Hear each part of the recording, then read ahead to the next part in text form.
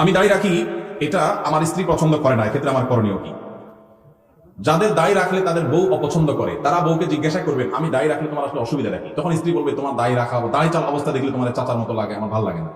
এটা তো বলবে যে তোমার মুখে দাড়ি থাকলে আমার কাছে ভালো লাগে না, হুজুর হুজুর লাগে, চাচা চাচা লাগে। এটা যদি বউ বলে তখন বউকে বলবেন ঠিক আছে, তোমার ভালো লাগে না, এটার প্রতি শ্রদ্ধা রেখে আমি দাড়ি চেষে ফেলবো, শেভ করে ফেলবো।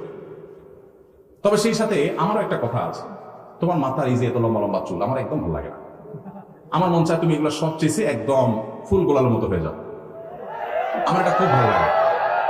আপনি যখন এটা বলবেন, আপনার স্ত্রী যিনি দাড়ি পছন্দ করছেন না, তিনি তখন আপনাকে যেটা রিপ্লাই দিবে সেটা হলো, তিনি বলবেন তোমার আসলে ডাক্তার দেখানো উচিত, তোমার মাথার সমস্যা হয়ে গেছে, মেয়েদের মাথার চুল আবার কেউ অপছন্দ করে।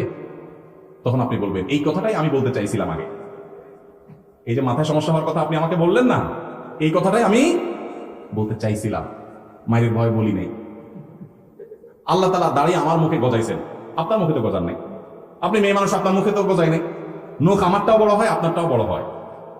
শরীরের অন্য সমস্ত অঙ্গ প্রত্যঙ্গ বর্ধনশীল যেগুলো সব আপনারও বাড়ে, আমারও বাড়ে। শুধু দাড়িটা আপনার মুখে গজাই না, আর আমার মুখে গজায় এবং বাড়ে। মোচটা গজায়, যেন মোচ ছোট ছোট রাখতে বলছিস। তাহলে আল্লাহ তাআলা আপনাকে একটা জিনিস দেয় নাই, আমাকে একটা জিনিস দিছে, তাহলে বোঝা গেছে এটা পুরুষত্বের মার্কা, এটা পুরুষত্বের মার্কা। এখন যে ভাইদের মুখে দাড়ি নাই, আপনারা রাগ করেন না, আপনাদেরকে কষ্ট দেওয়ার জন্য বলছি না, আমি শুধু এটুকু বলছি যে দাড়ি এটা পুরুষত্বের আলামত। দাড়ি এটা কিসের আলামত? পুরুষত্বের আলামত। কারণ আল্লাহ তাআলা নারীকে দাড়ি দিছেন, পুরা বডির মধ্যে দেখবেন এই একটা জিনিসই মহিলাদের নাই, আপনার আছে, দাড়ি আর মোচ। দাড়ি আর গোফ ছাড়া সবকিছু তাদেরও আছে, আমাদেরও আছে, কিন্তু এই জিনিসটা আল্লাহ তাআলা আমাদেরকে দিয়েছে, তাহলে এটা আমাদের একটা মার্কা। এখন এই মার্কা যদি কেউ পরিবর্তন করে ফেলতে বলে, এটা তো মানা যায়? এটা কি মানা যায়? কোন মহিলার কাছে যদি পুরুষের দাড়ি ভালো না লাগে, তাহলে এইটা কি আসলে মহিলা নাকি হিজড়া? এইটা নিয়ে প্রশ্ন তোলার সুযোগ আছে, এটা নিয়ে প্রশ্ন তোলার সুযোগ আছে।